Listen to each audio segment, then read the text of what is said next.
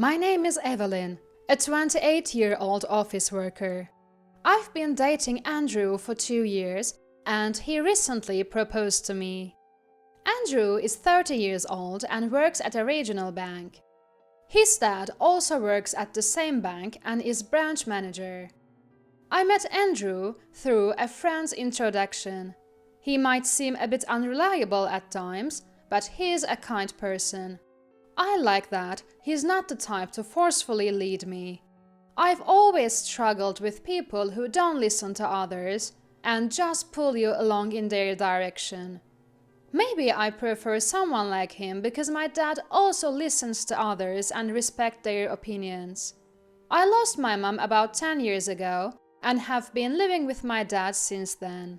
My mom had always been frail, but her health worsened after I graduated from elementary school, leading to repeated hospital admissions. My mom had a weak heart, and I only remember her as always lying down. My dad, while running his company, took care of my mom and also looked after me. From my upper elementary school years, I started helping with cooking and taking care of my mom. I've been doing it since I was little, so I never thought it was too hard. Evelyn, I've always put you through a lot. My dad would always say, I don't mind at all. I would reply, to which my dad always seemed apologetic. Then, when I was in my senior year of high school, my mom passed away, and my dad's grief was immense. It made me realize how deeply he loved her. I thought it would be nice to marry someone who would care about me as much as he did. Andrew, whom I met through a friend, somehow reminded me of my dad, and I quickly fell for him. I knew he worked at a bank, but I didn't know his dad was also a banker, and a branch manager at that. My dad runs a small company, so he has dealings with banks, but probably not with branch managers. I even thought about joining my dad's company when I graduated from college. Can I work at your company, Dad? I asked casually, but he answered seriously. We can't have you here, because being family might lead to favoritism, he said firmly. Indeed, my dad as an employer would have to be careful around me, and the other employees might struggle with how to treat me. So, I didn't end up working at my dad's company. After accepting Andrew's proposal, I was set to meet his parents. I had already told my dad about planning to marry Andrew. Congratulations! I'm sure your mom would be happy, my dad said, almost in tears. After meeting his parents, I'll introduce him to you, Dad. If you love him, I won't say anything, he assured me. On the day I was to meet Andrew's parents, my dad, seeing me nervous, said, just be yourself. Pretending to be someone you're not gets exposed quickly. Have you ever pretended, Dad? I asked curiously. When I met your mom's parents, I tried using formal language I never use, and they saw right through it, he shared with a laugh.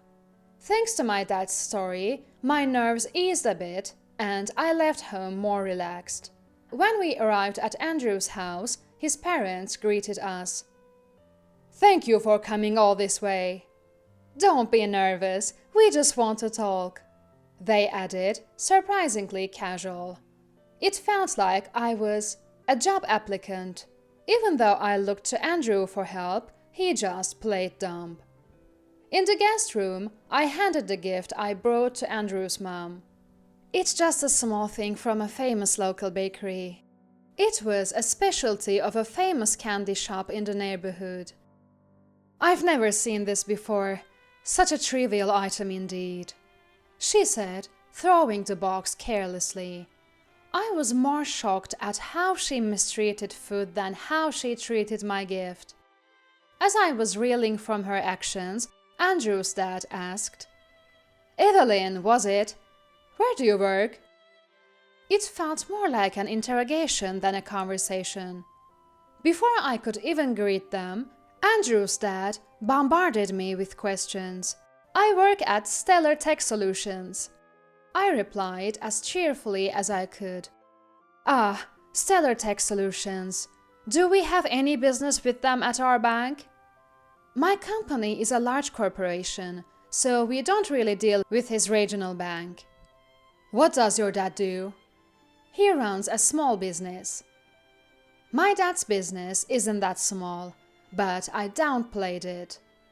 "So he's like a self-employed person," Andrew's dad concluded on his own. I wanted to correct him, but I didn't want to come off as disrespectful. Perhaps he thought he couldn't criticize me for working at a large company, but felt free to comment on my dad's smaller business. "Was your mom a homemaker?" Andrew's mom asked, pouring coffee. "She passed away about 10 years ago. I've been living with my dad since then." Andrew's parents seemed taken aback by this. "So it's been just the two of you?" Faced with the insistent questioning of Andrew's parents, "Yes, it's just been my dad and me," I answered clearly. Even though it's a father-daughter household, I was already working, and I was 18 when my mom passed away. I don't have the image of a struggling dad with a young child. It must have been hard without a mom, right? Life gets messy, doesn't it? No, I was already grown up, so it was okay. Unhappy with my response, Andrew's parents grimaced. I regretted being honest. They seemed to look down on father-daughter households. "Did you use scholarship to attend university?" The conversation shifted unexpectedly. "No, my dad paid for my tuition normally." I spoke the truth, but Andrew's dad seemed skeptical. "It's though to keep paying back scholarships after marriage. Many people are still doing it." He seemed to assume I had scholarship debt. "How much do you have to pay back?" He had convinced himself that I borrowed a scholarship. I didn't borrow any scholarship, so I don't have to repay anything. I was surprised that someone like him, who hardly listens, could be a branch manager. But it wasn't just him. Andrew's mom also had strong misconceptions. Struggling in a father-daughter household and having to repay a scholarship, she said pityingly. "Planning to pay it all off quickly once you marry Andrew, right?" she accused with a mean look. Looking to Andrew for support, he just nodded along with his mom. Left with no one to help, I had to fend for myself. "There's no scholarship repayment, so don't worry," I insisted, clearly annoying them. Growing up in a father-daughter household, you can't listen to others, can you? Poor thing. Their prejudice against father-daughter households was frightening. "Your dad might be in debt too," Andrew's dad speculated wildly. Rather than an assumption, it's more like a fantasy habit. It's tough for self-employed businesses these days. If he runs away in debt, it's a big problem for the bank. "Once you marry Andrew, you might force our bank to lend you money." In their minds, they had concocted an elaborate story. "We don't have any dealings now, but I'll remember the name and make sure not to lend," Andrew's dad said with a disturbing resolve. I had already given up on marrying Andrew by this point. More than given up, it was clear I couldn't live with these people. I felt embarrassed for ever thinking Andrew was like my dad. My dad was nothing like this heartless man. A daughter from a father-daughter household, self-employed with debt, is not a suitable match for Andrew, Andrew's mom yelled. I checked Andrew's reaction. He seemed to agree, nodding again.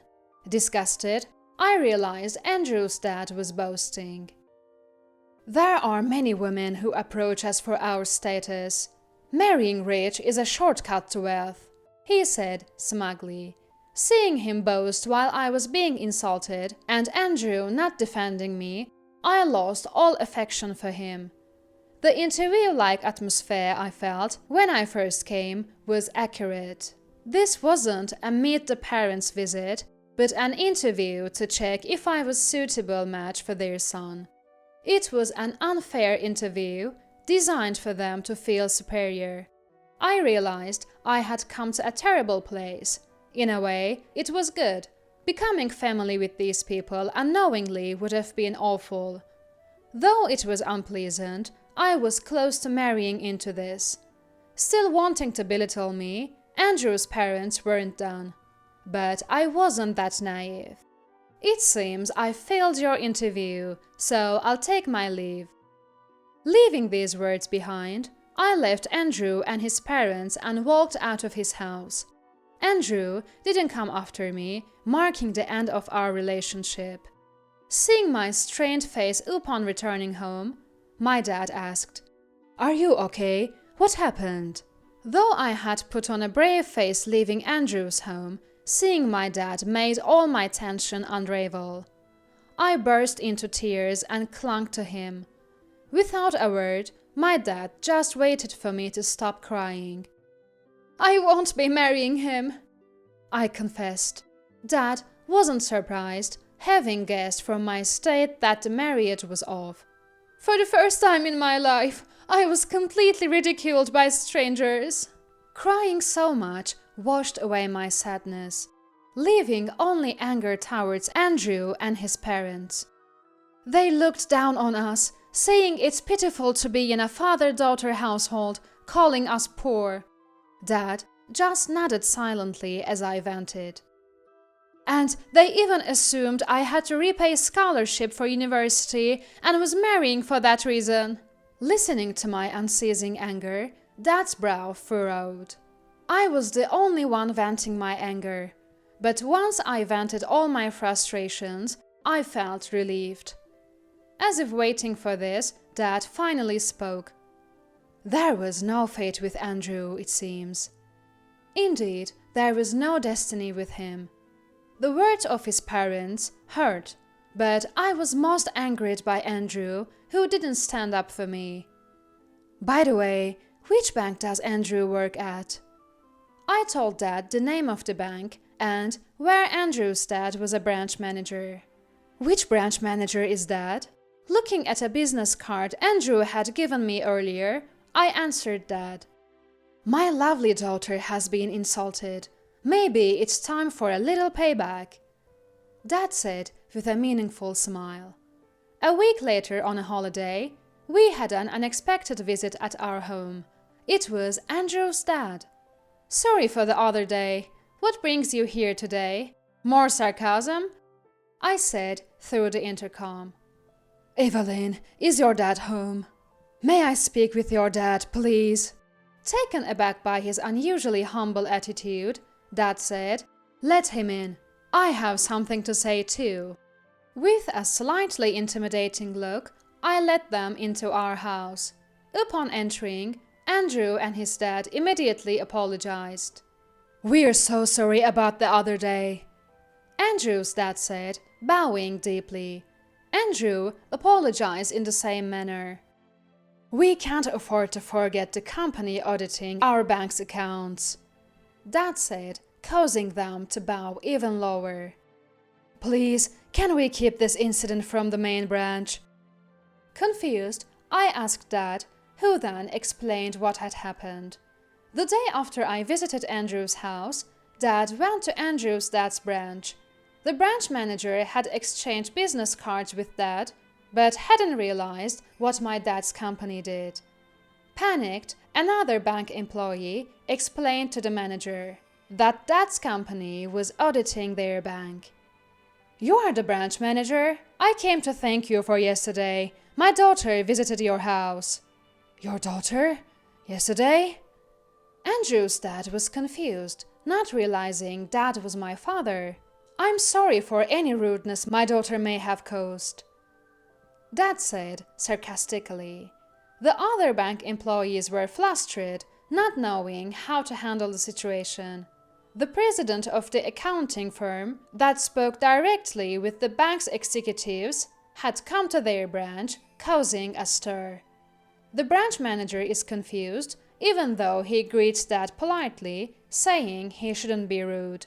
Although they welcomed Dad respectfully, the branch manager was perplexed. "It seems my daughter might have been rude, but you were quite disrespectful too. I heard from her. We can end our dealings with your bank if that's what you prefer." "What?"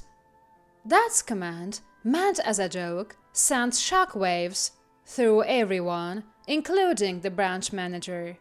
Even Dad was surprised by the strong reaction. Dad hurried back home, and it turned out to be more effective than I had imagined. Andrew's dad hadn't realized until the end that my dad and the president of the accounting firm were the same person. My dad's company isn't well known generally, but seems to be a big player in its industry. Trying to give Andrew's dad a bit of shock, my dad visited him, causing quite a stir at the bank. The other bank employees were panicked and apparently urged Andrew's dad to apologize. Then Andrew and his dad came together to apologize. "You shouldn't be apologizing to me. You should be apologizing to my daughter first." I was surprised by the firm tone of my dad, which I had never heard before. Andrew and his dad seemed even more shocked, crawling on the floor. "We are sorry for the other day. We were disrespectful and have reflected on it. I didn't say anything wrong, so we're good, right?" Andrew said with a sarcastic smile, looking up at me. "I'm mostly angry with you for not standing up for me." Faced with my glare, Andrew pressed his forehead back to the floor. He probably wanted to reconcile with me. I had many missed calls from him on my mobile phone. I hadn't noticed them because I blocked his number, but after they left, I saw how serious it was. It was a good opportunity for my payback. How does it feel to apologize deeply to the father-daughter household you mocked as poor? Neither Andrew nor his dad could respond. "Give me my regards to Isabella, who always had snide remarks. The part about stopping the business was a joke, and I won't tell the main office, but please stay away from my daughter from now on." Dad spoke sternly again, and they could only keep apologizing, prostrated on the floor. By the time they left, Andrew's dad's forehead was red from bowing so much. Dad and I burst into laughter watching this. Mocked by us, Andrew and his dad shared a wry smile with each other. Their apology and my chance to talk back marked the definitive end of my relationship with Andrew. Later, I heard that Andrew's dad was demoted from his position as branch manager after the incident reached the main office. Andrew was transferred to a distant branch, seemingly ending his chances for advancement. I started dating someone new, introduced by a friend. I didn't want to experience the same pain, so I checked with him from the start.